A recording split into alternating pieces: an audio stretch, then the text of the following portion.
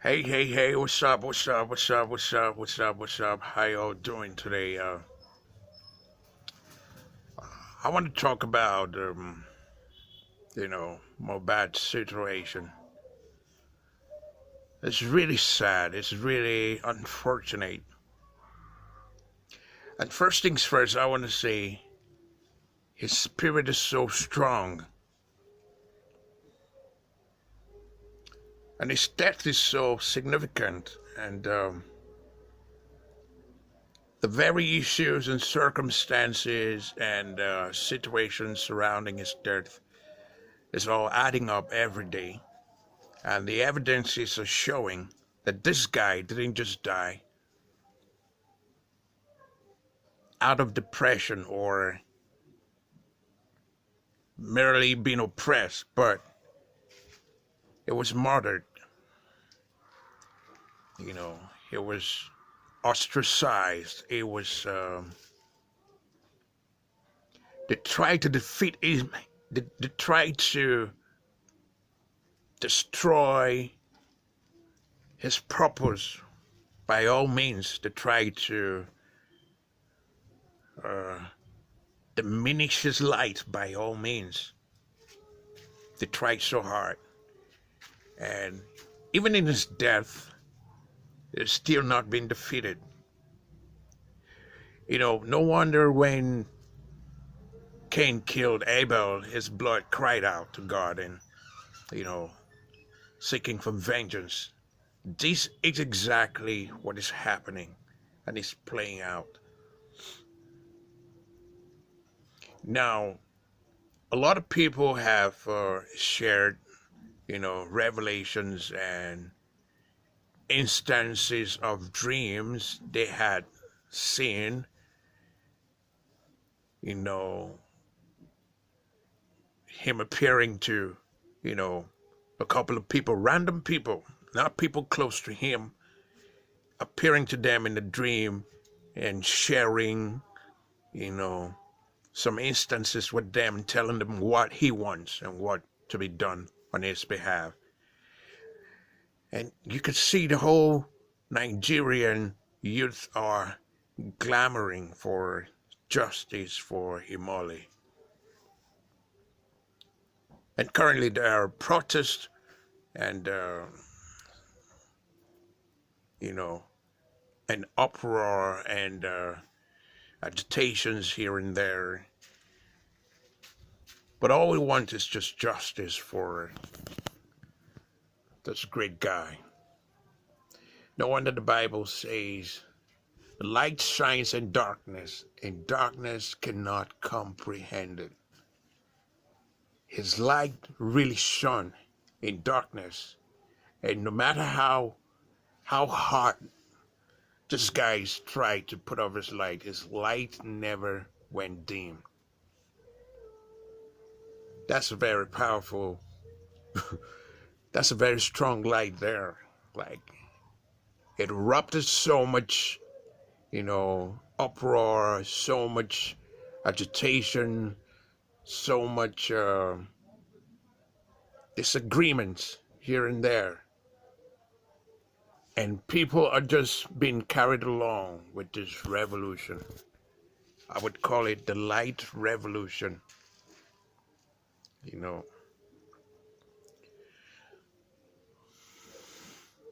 for as long as I can remember, we live in a nation where the justice system is highly compromised and highly oppressive. But nevertheless, I am hoping, I am trusting God that this is going to open the door for many, many issues like this, and it's going to, open the doors for transparency when it comes to seeking for justice in Nigeria. This is eye-opening, you know. It shows that this guy, since his death, he has not found, he's not satisfied. He wants justice. That's why his spirit is very much around. and seeking for justice, prompting in people's heart to speak up for him. People who don't even know him. I bet you a couple of Nigerians didn't know. I didn't know him. I didn't know he was an artist until he died, and started researching and then found out a couple of things, you know. And talking about record labels, it's such an unfortunate thing that people use these record labels to oppress others, to victimize, to annihilate, and to destroy young people's talents. There's nothing wrong in walking out of bad association. There's nothing wrong. There's nothing wrong in saying, oh, the path I'm trying to follow is not right for me, so I want to make a U-turn. There's nothing wrong in that. But there's everything wrong in trying to force someone to belong to, you know, something he or she does not want to be part of. Being under an oppressive relationship is not by force. And no matter who you are, you have the right to walk out of it. And nobody has the right to go after your life because you have decided what's good for you and for your future. I am trusting God that this is going to open up many conversations and many expositions regarding record labels and how they treat their artists. And this is not just relative to secular music. This also, we've heard a couple of things. I know a couple of things. I know a couple of artists under record labels, gospel record labels, who are being treated unfairly. And now, more than ever, people are going to have the opportunity, the platform to speak out and expose these record labels and share their own, you know, instances and share their own stories.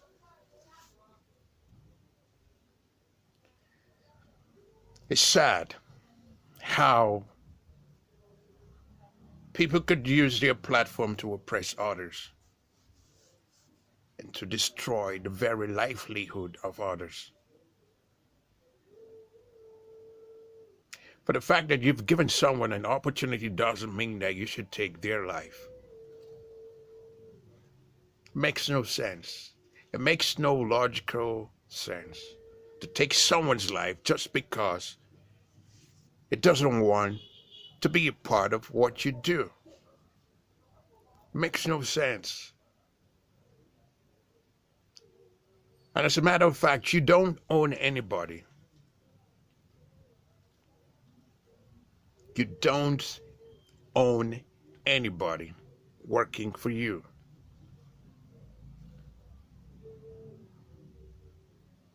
You do not have the right to own anybody who has made the choice to be a part of your establishment, or to be a part of your label, or to be a part of your organization. You don't own people.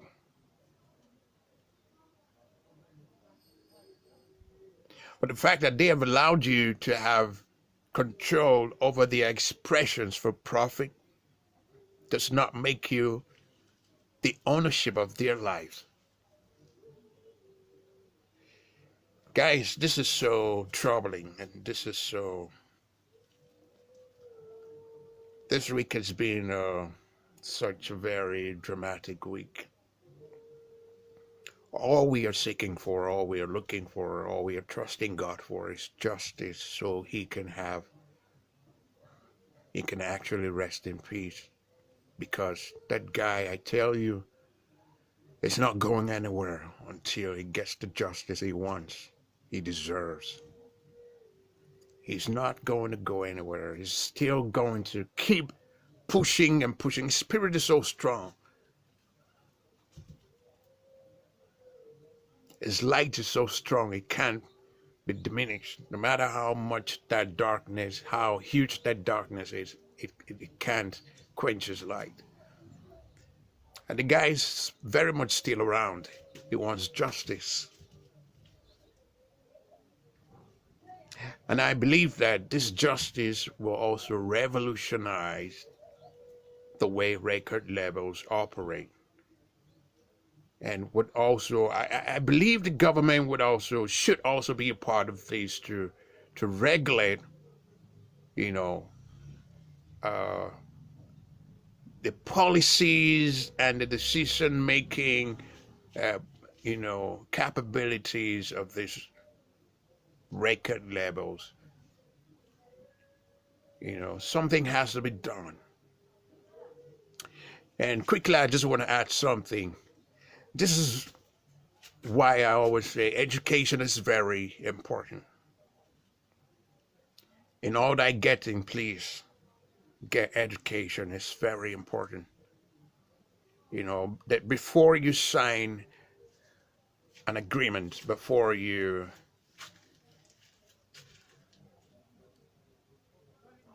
sign any document relating to your destiny, your livelihood, please read between the lines. I don't believe most artists, both secular and gospel artists, understand word by word, line by line, what is inscribed in the deal they signed.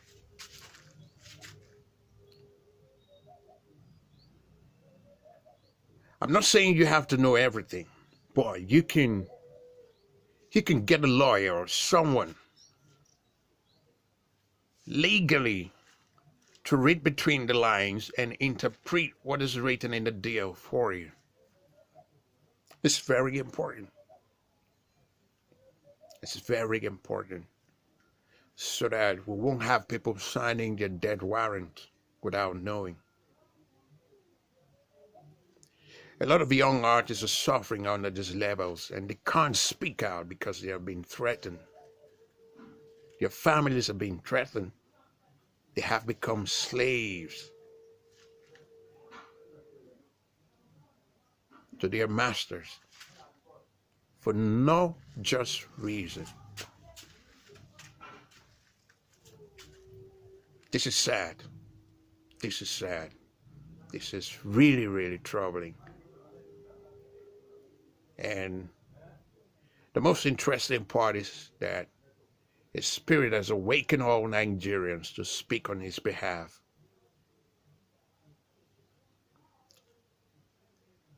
And we will get justice.